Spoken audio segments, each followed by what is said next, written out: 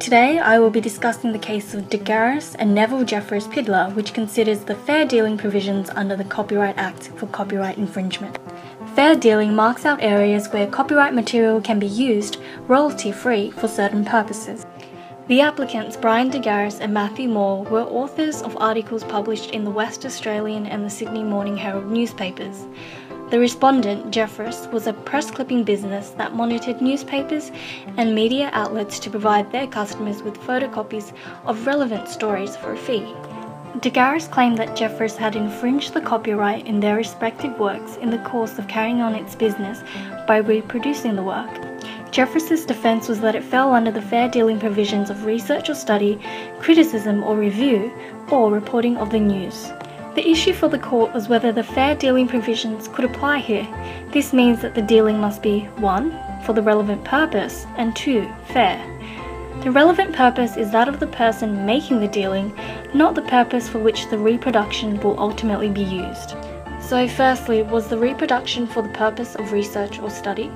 Research was defined under the Macquarie Dictionary as diligent and systematic inquiry or investigation into a subject in order to discover facts or principles. However, it was held that the dealing was for a commercial purpose in supplying material in return for a fee. It was not for research or study, and it was irrelevant that customers may have later used the press clippings for research or study. Secondly, was it dealing for the purpose of criticism or review? Criticism is the act or art of analysing and judging the quality of a literary or artistic work, passing judgment on the merits of something, or a critical comment, article or essay, whilst review refers to the critical article or report as the end product. The court held that there was no criticism or review. Jeffress simply found and reproduced the documents in their original form without additional commentary, analysis or judgment on the merit of the articles.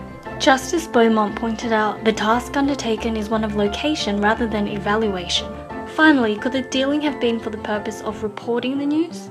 The news was defined as including report of any recent events and events published in a newspaper, journal, radio or television. Since the purpose of Jeffress's production was of a purely commercial nature, it was not engaged or associated with reporting the news.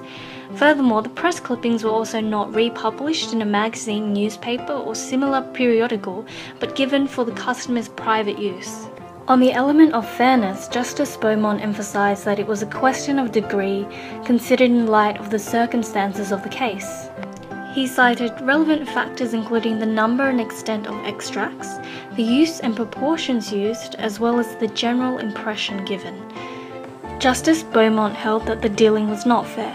Jeffress took the whole of Garis's work, he used it for a solely commercial purpose to gain reward in a trading activity and not for any of the purposes argued under the fair dealing provisions. Therefore, Jeffress could not rely on the fair dealing provisions as defences and had infringed the copyright in Garis's work. This stands as an important case in copyright law as it outlines the limits of the fair dealing provisions as defences against copyright infringement.